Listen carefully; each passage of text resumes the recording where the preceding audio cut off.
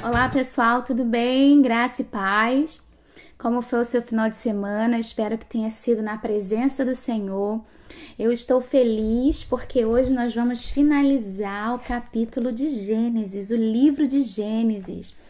Então pegue aí a sua Bíblia, nós estamos no último capítulo. Olha que legal, pegue aí a sua Bíblia. Você que acompanhou juntamente comigo desde o primeiro capítulo, o primeiro versículo, né? E hoje nós estamos aqui cumprindo esse propósito de ler os livros da palavra do Senhor, capítulo a capítulo.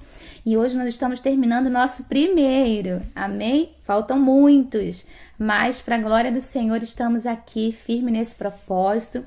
E que Deus possa nos abençoar na leitura de hoje, que possamos tirar bom proveito dessa meditação. Pega aí a sua Bíblia, abra em Gênesis capítulo 50. Vamos ler juntos.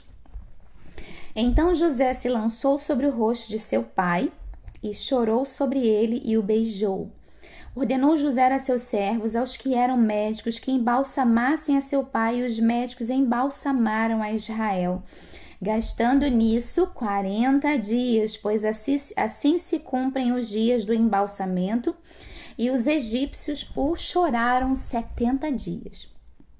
Passados os dias de o chorarem, falou José à casa de Faraó: Se agora achei mercê perante vós, rogo-vos que faleis aos ouvidos de Faraó, dizendo: Meu pai me fez jurar, declarando: Eis que eu morro no sepulcro que abri para mim na terra de Canaã. Ali me sepultarás. Agora, pois, desejo subir e sepultar meu pai, e depois eu voltarei. Respondeu Faraó: Sobe e sepulta o teu pai, como ele te fez jurar. José subiu para sepultar o seu pai, e subiram com ele todos os oficiais de Faraó, os principais da sua casa e todos os principais da terra do Egito, como também toda a casa de José e seus irmãos e a casa de seu pai. Somente deixaram na terra de Gozém crianças e os rebanhos e o gado.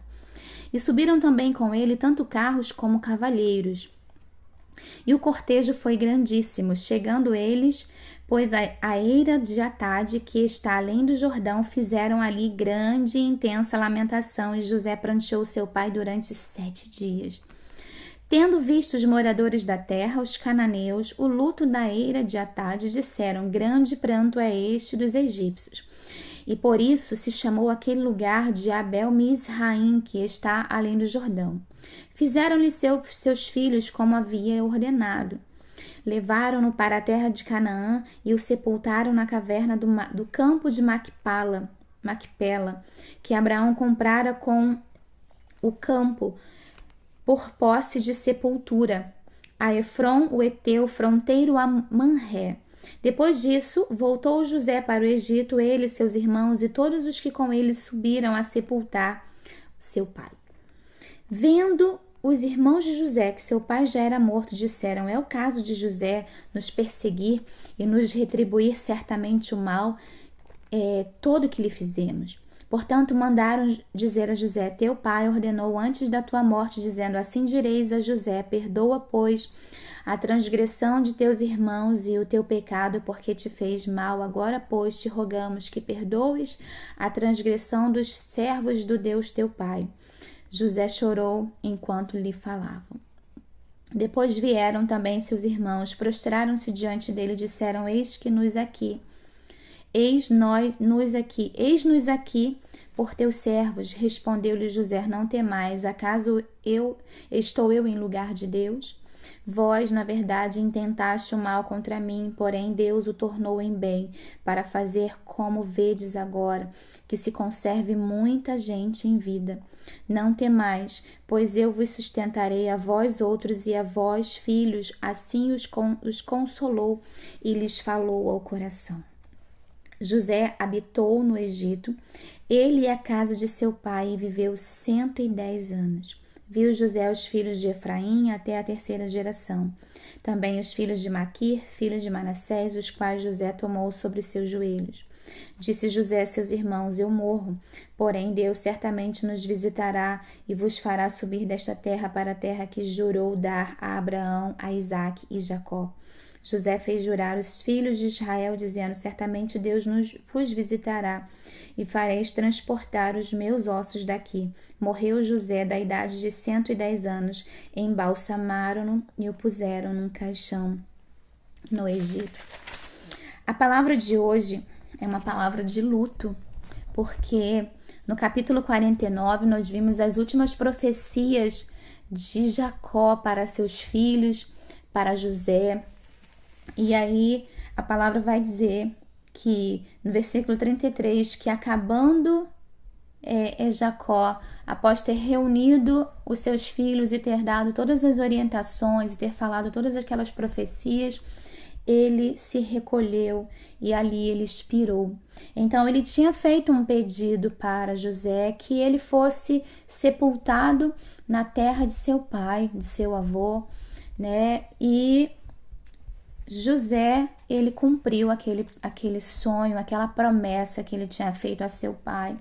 E aqui vai falar, a partir do versículo 15, de como José se transformou num homem tão poderoso diante de seus irmãos. Vocês se lembram de que nós lemos bem no início da história de José, que ele tinha sonhos, ele era apenas um jovem e ele sonhava com as estrelas se curvando, com a lua e o sol se curvando diante dele, e ele dizia que os seus irmãos, o seu pai iria se curvar diante dele, e por conta dos seus sonhos ele foi lançado naquela cisterna, ele foi vendido como escravo. Mas aqui no versículo 17, os irmãos de José, eles intentam no seu coração e começa a pesar o seu semblante, o seu espírito, dizendo: José, agora que nosso pai morreu, ele vai se aproveitar para se vingar.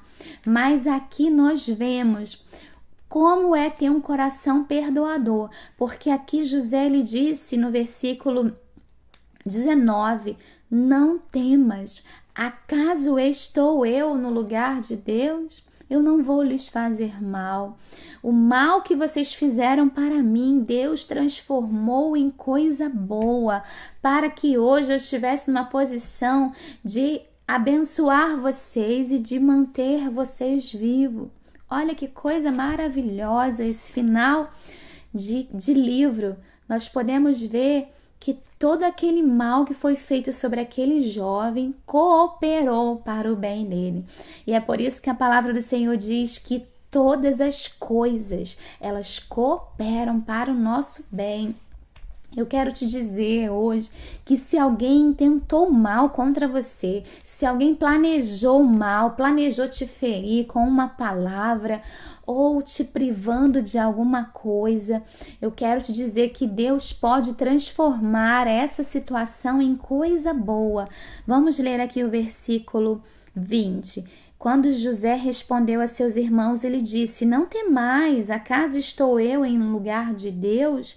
E aí o versículo 20 ele diz: vós, na verdade, sim, intentaste o mal contra mim, porém Deus o tornou em bem.